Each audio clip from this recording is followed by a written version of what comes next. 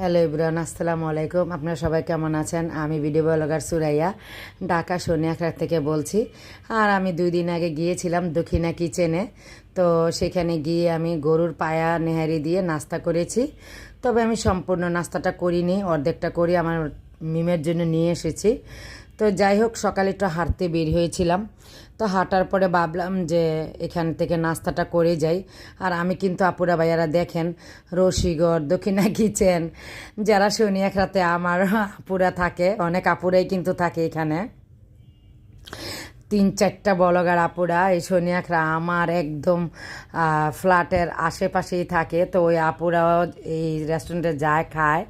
সূর্যবানু, দক্ষিণা কিচেন, তারপর রশিগড়, আর অনেক আছে এখানে। তো আমি যেখানে যেখানে যাই আপুরা কিন্তু তার চেয়ে বেশি জায়গাতে গিয়ে খাওয়া দাওয়া করে। তো আসার সময় এই যে কিছু কেনাকাটা করে নিয়ে আসলাম। মিমের জন্য বিস্কুট আমি আবার দেখিয়ে দিচ্ছি যে বিস্কুটটা দিয়ে মিম চা খেতে ভীষণ পছন্দ করে। আর এই যে নেহারিটা নিয়ে আসলাম। আমি জানি ও খাবে না নেহারি, অল্প খাবে। আর ওর জন্য সবজি ভাজি করেছিলাম তার আগের দিন, সেটা ওকে দিলাম গরম করে।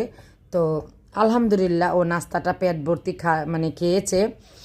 তো তারপর আমি দুপুরে রান্না করতে চলে আসলাম। এখানে হচ্ছে বড় মাছের মাথার লেস, মানে কাতলা মাছের মাথার লেস। মাথাটা অনেক বড় ছিল আপুরা, আর লেসটা তো আমার মায়ের মতনই কিন্তু আমি স্বভাব পেয়েছি। আমার মা কিন্তু বড় মাছের মাথা এরকম আর লেস ভুনা করে খেতে ভীষণ পছন্দ করতো। আর মুগ ডাল দিয়ে মানে মুড়ি ঘন্টা খেত, মানে করে রান্না করে খেত, আবার লাউ দিয়ে রান্না করে খেত। তো বলতে গেলে আমার মায়ের স্বভাবটি আমি পেয়েছি, শুধু রান্নার ক্ষেত্রে না, অনেক কিছুর ক্ষেত্রে কিন্তু আমার মায়ের স্বভাব আমি বেশিরভাগই পেয়েছি। তো আলহামদুলিল্লাহ, একটা মেয়ে একটা মায়ের স্বভাব, মায়ের যদি ভালো স্বভাব থাকে আর ওই মেয়েটা যদি মায়ের মতন ভালো স্বভাব বা ভালো সব কিছু পায়, তাহলে আমি মনে করব যে এটা ভালো লক্ষণই, ভালো দিকে, খারাপ না। তো বেশি শীত আসার আগে আগে আমি কিছু কঠিন কাজগুলো করে নিচ্ছি, কারণ এগুলি তো পানির কাজ, ধুলাবালুর কাজ। কিছুদিন আগে আপুরা ভাইয়ারা যখন আমি ভিডিওটা ছেড়েছিলাম, 3 দিন আগে কম্বল ধুয়েছি। শীত আসার আগে আমার ছোটো মেয়ের কম্বলটা ধুয়েছি। আর আপনার ভাইয়ার কম্বল, আমার কম্বল ধোয়া পরিষ্কার করা আছে, সেই জন্য ধোয়া লাগে নাই। আর আমাদের ঘরে যেহেতু মানে চুনা দেওয়া না, মানে রং করা, যাদের ঘরে চুনা দেওয়া তারা কিন্তু ভুলও পানি দিয়ে এইভাবে 2বার করে পরিষ্কার করবেন না। ওটা ঝাড়ু দিয়ে, মানে হলার ঝাড়ু বা একটা লাঠির সাহায্যে ঝেড়ে নেবেন, ঝাড় পোছা করে নেবেন। আর আমি কিন্তু উপরের অংশটা সাদরা এই যে দেখিয়ে দিচ্ছি, লম্বা একটা লাঠির মাঝে সাহায্যে ঝেড়ে নিয়েছি। আর এইভাবে ন্যাকড়া দিয়ে পানি দিয়ে ভিজিয়ে ভিজিয়ে 2বার করে মুছে নিয়েছি। আর এইখানে কিন্তু আমি বিম লিকুইড দিয়েছি, পাউডার না, মনে রাখবেন বিম লিকুইড। তো এই টিপসটা শেয়ার করলাম যাদের মানে ফ্ল্যাট এভাবে রং করা তারা। আর যদি চুনা দেওয়া থাকে তাহলে করবেন না। তো কালকে এই কাজগুলি পুরাটা ফ্ল্যাট এভাবে পরিষ্কার করে নিয়েছি।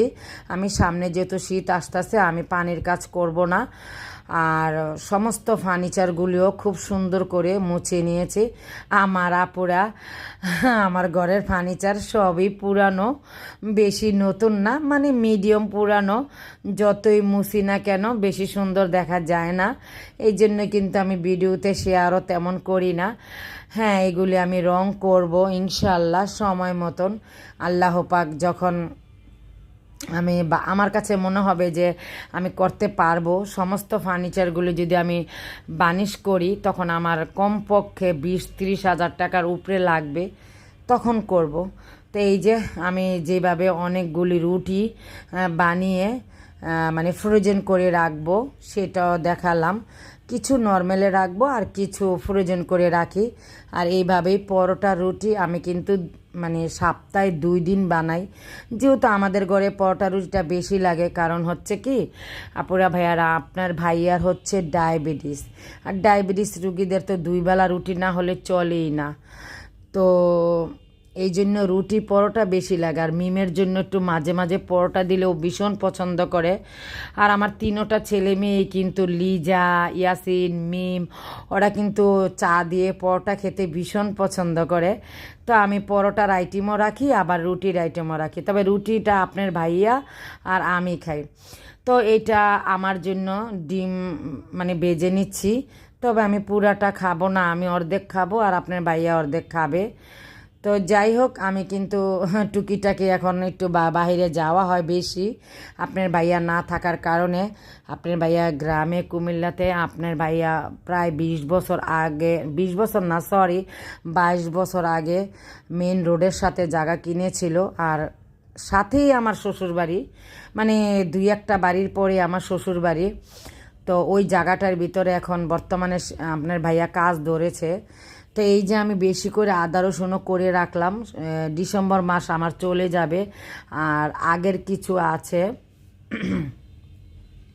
এই যে দেখাচ্ছি, এটা আমার এই মাসে বাংতি মাসে চলে যাবে, কারণ আমি ডিসেম্বরে হয়তো বা আল্লাহ পাক আমাকে বাঁচিয়ে রাখলে বা এই মাসের নভেম্বর মাসের লাস্টে দিয়ে আমি একটু নিয়ে বাবার বাড়িতে বেড়াতে যেতে পারি। তাই আগে ভাগে আমি কিছু কঠিন কাজগুলো একটু করে রাখছি। আর এটা হচ্ছে কালকের সন্ধ্যার নাস্তা, মা মেয়ে খেয়ে নিচ্ছি। তো আশা করি আমার ভিডিওতে যদি কোনো ভুল ত্রুটি থাকে সুন্দর মনে ক্ষমা দৃষ্টিতে দেখবেন, এবং লাইক দিয়ে ছোট্ট একটা রিকোয়েস্ট, ফুল ওয়াচ করে দেখবেন। ইদানিং লাইকের সংখ্যা, কমেন্টের সংখ্যা আর বলতে গেলে একদম মানে ওয়াচ টাইম হচ্ছে না। আমি কিন্তু আপুরা ভাইয়ারা সবারই ভিডিও যত বড় হোক ছোট হোক লাইক দিয়ে ফুল ওয়াচ করে দেখি। তো সবাই ভালো থাকবেন, সুস্থ থাকবেন, আল্লাহ হাফেজ।